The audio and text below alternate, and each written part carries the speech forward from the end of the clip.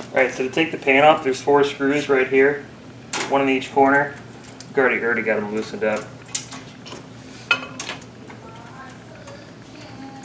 So these 4 come out.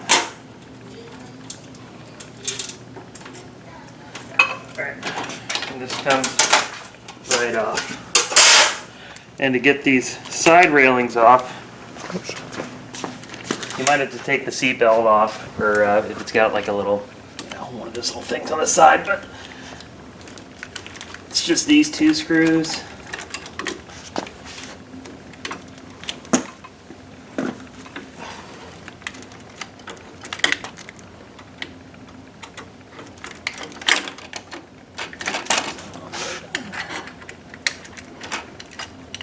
Or then obviously just do the same thing on the other side.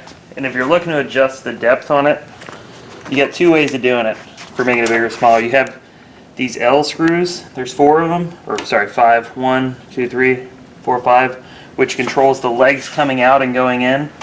So basically if you ever want to move the legs, you take all the L screws out and you just pull on them or push on them however much, like 1 inch, 2 inch, 1 inch, 2 inch right there.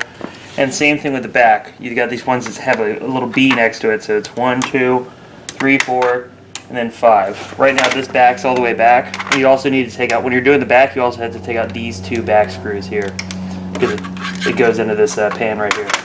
So once you take all those out, obviously this one's all the way back, but you can scoot it as far forward as 1 inch, 2 inch, 3 inch, 4 inch, and then just line up the holes again and it's all set.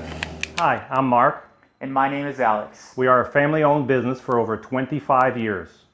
We have many products available, not just what you see in this video. If you would like to learn more, you can call the number below at 800-677-6293, or you can visit us directly at www.marksmobility.com.